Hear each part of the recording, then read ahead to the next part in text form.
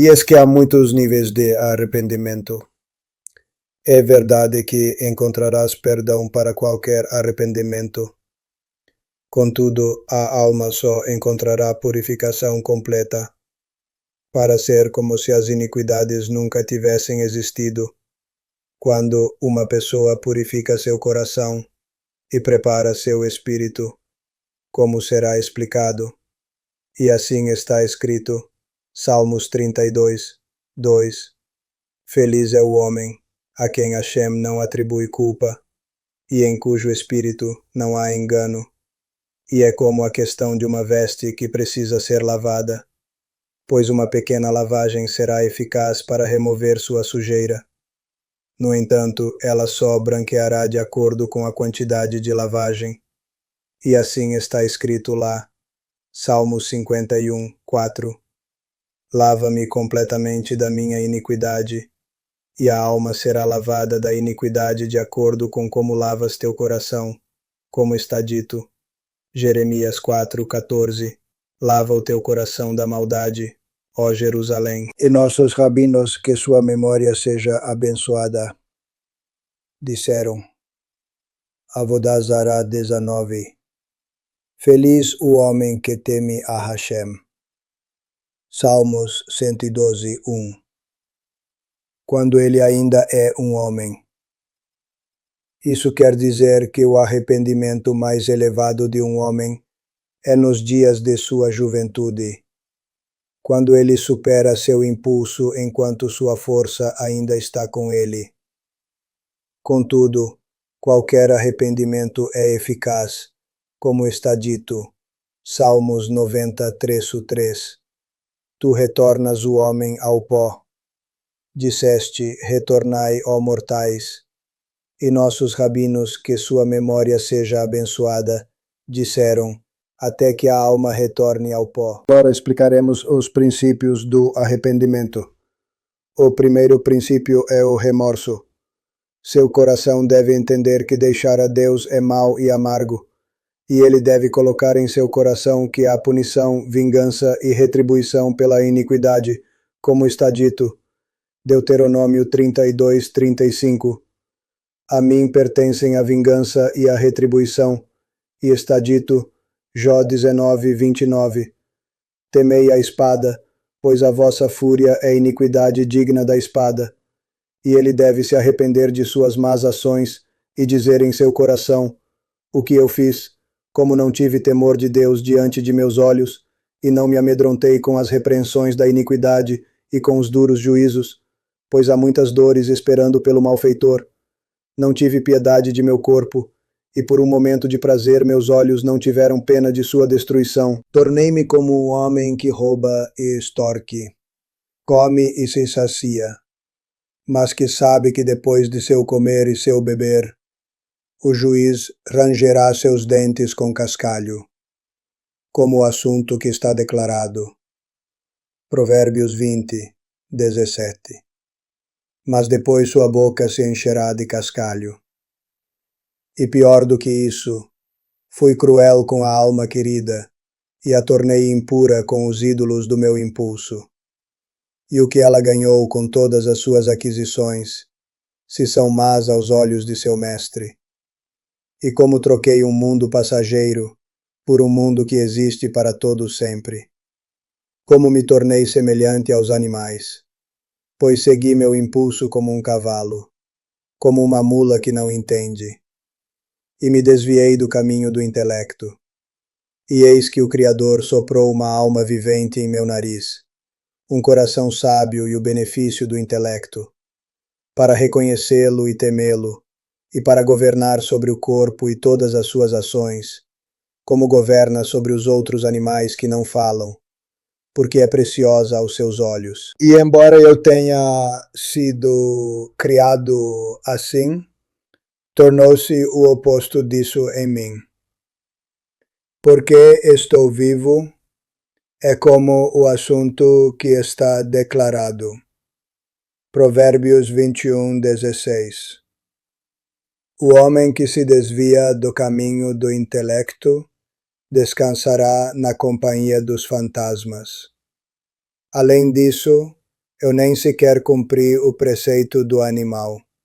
Pelo contrário, fui mais baixo do que isso, pois o boi conhece seu mestre e o jumento a manjedoura de seu dono, enquanto eu não conheci e não refleti. E enviei minha alma para se libertar de seu mestre. Assim provei meu néctar, mas esqueci meu fim.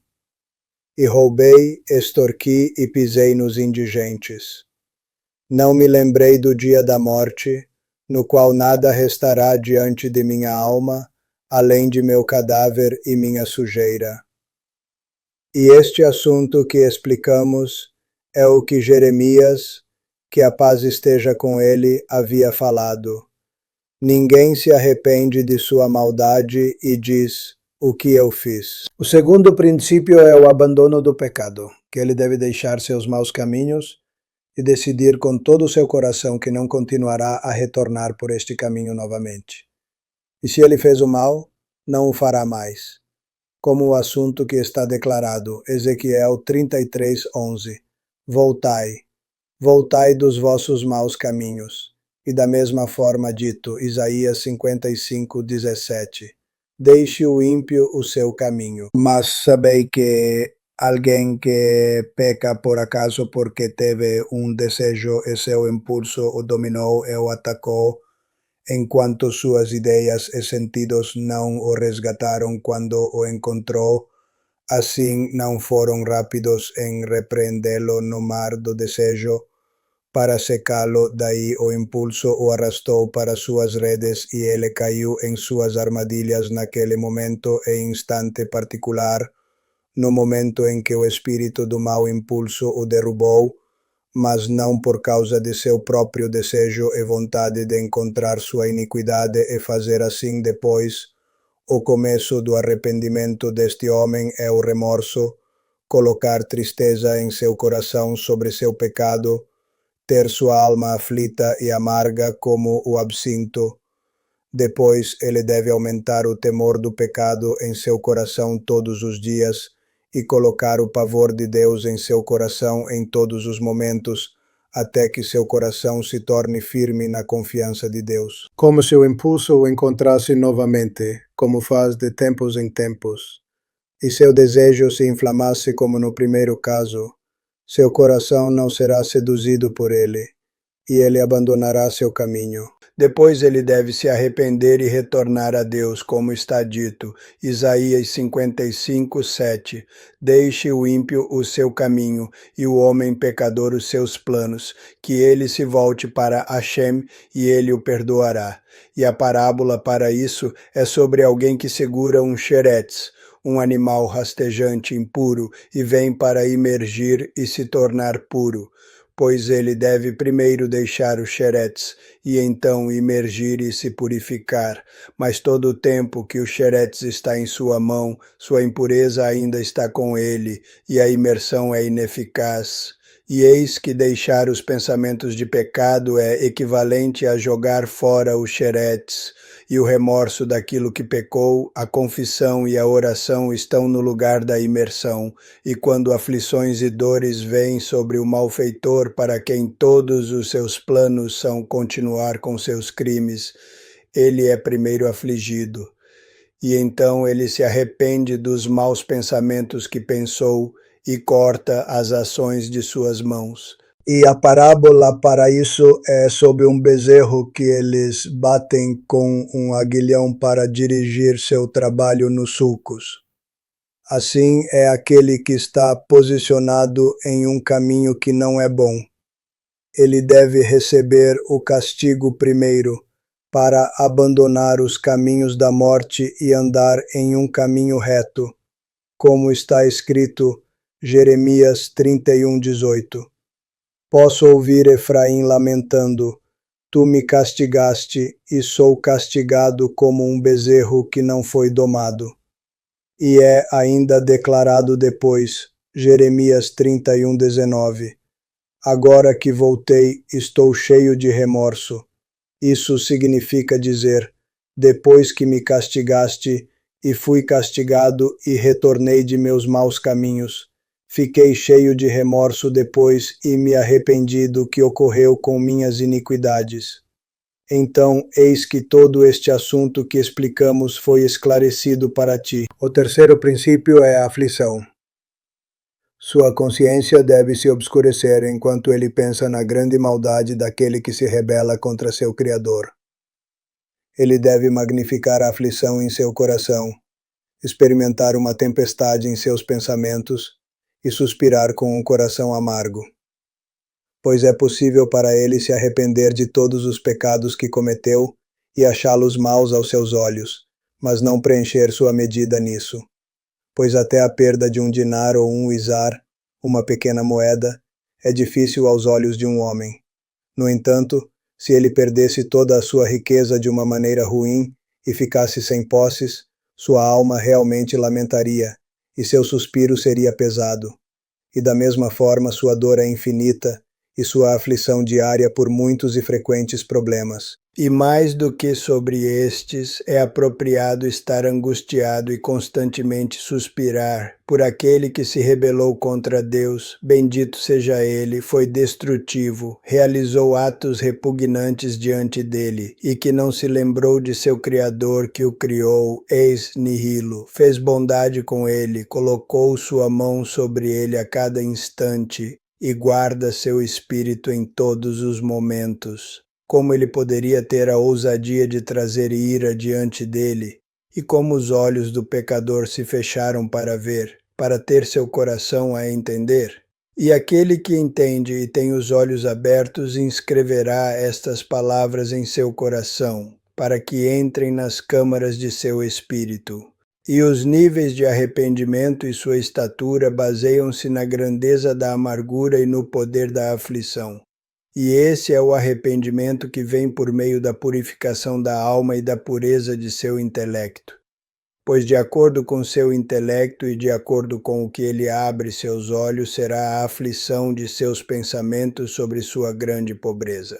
Como está dito, Isaías 57:16. Pois não contenderei para sempre, não estarei irado para sempre, não quando os espíritos diante de mim se cobrirem, eu que crio as almas. Sua explicação é que, de acordo com o que o espírito que está diante de mim se cobre e se angustia, e as almas que eu fiz se cobrem, não contenderei e não estarei irado. Pois como posso não ter graça e misericórdia sobre a alma preciosa que está diante de mim? Portanto, o pecado será leve de acordo com o peso do serviço do suspiro sobre ele, pois a aflição vem da purificação da alma mais elevada. E é aceita através disso mais do que seria aceita por muitas aflições e dores do corpo. E a parábola para isso é que um rei tem misericórdia de seus servos que nasceram em sua casa, que são próximos a ele e dos nobres respeitados da terra, e ele lhes dá graça, mais do que sobre os distantes e menores, e diz, eu que crio as almas, devido à sua proximidade com os superiores, embora o corpo e tudo o mais sejam obra de suas mãos. E assim é. Êxodo 32:16. As tábuas eram obra de Deus, e nossos rabinos, que sua memória seja abençoada, também disseram, Kidushin Trizinara. Há 3 parceiros em um homem, seu pai, sua mãe e o santo bendito seja ele. Mas como o pai e a mãe não têm parceria na alma, portanto disse, eu que crio as almas, que o assunto é como eu o expliquei, é mostrado por sua declaração, quando os espíritos diante de mim. E o rei Davi, que a paz esteja com ele, declarou, Salmos 38:10. Ó Hashem, todos os meus desejos estão diante de ti, meu gemido não te é oculto. Sua explicação é que todo o meu desejo é revelado a ti, que é apenas para o teu serviço. E tu sabes que meu suspiro não é sobre assuntos do mundo e coisas finitas, mas sobre meus pecados e os limites do meu alcance em teu serviço. E um dos suplicantes disse, examina o seu valor, meu suspiro é do teu temor. Remove meu suspiro de mim. Eu me preocupei com os limites do meu alcance em teu serviço. Remove minhas preocupações de mim.